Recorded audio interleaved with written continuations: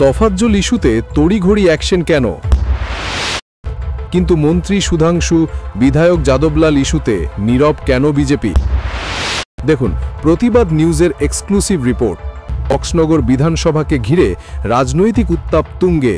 Tofazzal issue সামনে আসতেই দলীয় শীর্ষ মহলের দ্রুত অ্যাকশন, প্রশাসন থেকে সংগঠন, সবাই যেন এক মুহূর্তে সক্রিয়। কিন্তু প্রশ্ন উঠছে, মন্ত্রী সুধাংশু রায়, বিধায়ক যাদবলাল নাথ কিংবা অন্য বিতর্কিত নেতাদের বিরুদ্ধে অভিযোগ উঠলেও তখন কেন এই একই তৎপরতা দেখা যায় না? তফাজ্জল ইস্যু প্রকাশ্যে আসতেই রাজ্যের শাসক দলের নেতারা যেন দম ফেলার ফুরসত পাচ্ছেন না। জেলা থেকে রাজ্য স্তর পর্যন্ত ফোন, বৈঠক, নির্দেশ সবই চলছে টপ স্পিডে। কিন্তু রাজনৈতিক মহল বলছে এই তৎপরতার পেছনে আসল উদ্দেশ্য প্রশাসনিক নয়, বরং রাজনৈতিক।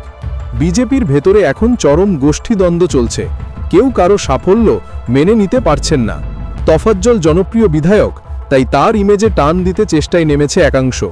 দলের অন্দরে শোনা যাচ্ছে, কিছুদিন ধরেই বক্সনগর ও আশেপাশের এলাকায় তফাজ্জলের জনপ্রিয়তা বিজেপির পুরনো নেতাদের মাথা ব্যথার কারণ হয়ে উঠেছে। অন্যদিকে সংগঠনের একাংশ নাকি রাজ্য নেতৃত্বের চোখে বিশ্বস্ত হতে চায়, আর তাই সুযোগ পেয়েই তফাজ্জল ইস্যুতে ঝাঁপিয়ে পড়া। এক স্থানীয় বিজেপি নেতা নাম প্রকাশে অনিচ্ছুক অবস্থায় বলেন, যাদের বিরুদ্ধে দুর্নীতি, অপব্যবহারের অভিযোগ আছে তাদের নিয়ে দল কখনো এমন তৎপর হয়নি। কিন্তু তফাজ্জলের ক্ষেত্রে যা হচ্ছে তাতে বোঝা যায় অন্য কিছু চলছে।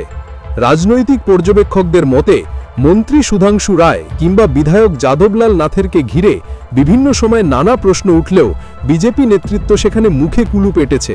কিন্তু তফাজ্জলের ক্ষেত্রে পরিস্থিতি সম্পূর্ণ উল্টো। একের পর এক মিটিং, তদন্ত, মন্তব্য, এমনকি দলীয় মুখপাত্রদের প্রকাশ্য বিবৃতি পর্যন্ত। এটা শুধু আইন অনুযায়ী ব্যবস্থা নয়, বরং একটা মেসেজ পলিটিক্স।